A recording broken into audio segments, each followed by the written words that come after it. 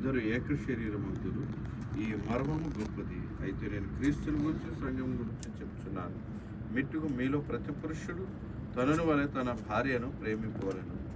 భార్య అయితే తన భర్త యందు భయము కలిగి ఉన్నట్లు చూచుకోవలేను. దేవుడి పరిశుద్ధ వాక్యం దీవించును గాక. దీనిలో అపోస్తలుడైన పౌలు గారు క్రైస్తవ కుటుంబాల్లో భార్యాభర్తలు ఎలా ఉండాలి అనేది పౌలు గారు చెప్పినటువంటి ఒక విధానం. పురుషునికి తగినట్లు పురుషునికి, స్త్రీకి తగినట్లుగా స్త్రీకి చెప్పాడు. బైబిల్ ఏమంటుందంటే భార్యాభర్తల ధర్మము అనే పదాన్ని బైబిల్ వాడింది. అంటే ఎవరి ధర్మాన్ని వారు సక్రమంగా నెరవేర్తిస్తే వారి జీవిత కుటుంబాలు నెమ్మదిగాను సమాధానముగాను ఉంటాయి. కాబట్టి భార్యాభర్తల ధర్మం ఏంటంటే భర్త అయితే తనను వలె తన భార్యను పోషించాలి, సంరక్షించాలి, కాపాడాలి. 3 చెప్పాడు. పోషించటం, సంరక్షించటం, కాపాడటం.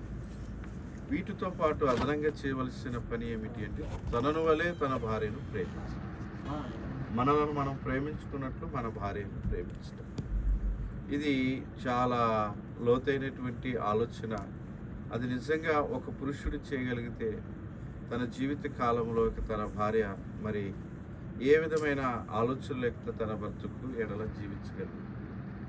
ఎందుకంటే మనలను మనం ఎలా ప్రేమించుకోగలుగుతామో మన ఎదుటిన్న వ్యక్తిని కూడా ఎలా ప్రేమించాలి అంటే మనలను మనం ఖచ్చితంగా ప్రేమించుకుంటాం. మనల్ని మనం ప్రేమించుకోవటం అంటే మన అందరిని మనం పొగుడుకుంటాం.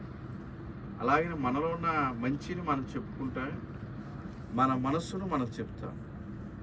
అప్పుడు భార్య ఎవరంటే ఏక శరీరమే అంటుంది బైబిల్. అంటే వారిద్దరూ ఏక శరీరం అంటే భార్య మనలో ఒకటే అని అర్థం. కాబట్టి మనలను మనం ఎలా ఉన్నతంగా ఊహించుకుంటాము, మనలను మనం ఎలా గొప్పగా ఊహించుకుంటాము. ఒక మాటలో చెప్పాలంటే ఎదుటివారు మనకేమి చేయాలని మనం కోరుకుంటాము అది మన భార్యకు మనం చేయాలి. ఒక మంచి పని చేసినప్పుడు ఎదుటివారు మనల్ని అప్రిషియేట్ చేయాలనేది మనం కోరుకుంటాం ఖచ్చితంగా. అలాగే ఎవరికైనా మనం సహాయం చేసినప్పుడు ఎదుటివారు మనకు థ్యాంక్స్ చెప్పాలని కూడా మనం కోరుకుంటాం.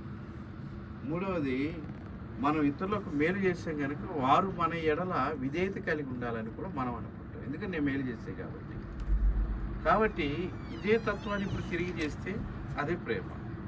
చాలామంది ప్రేమ అంటే ఏదో అనుకుంటారు. బైబిల్ చెప్పింది ఏంటంటే మనము మంచి చేసినప్పుడు మనల్ని ఎలా అప్రిషియేట్ చేయాలనుకుంటున్నామో మన భార్య మనకి ప్రతి విషయంలో మంచి చేసినప్పుడు మన భార్యను మనం ఏం చేయాలంటే అప్రిషియేట్ చేయాలి.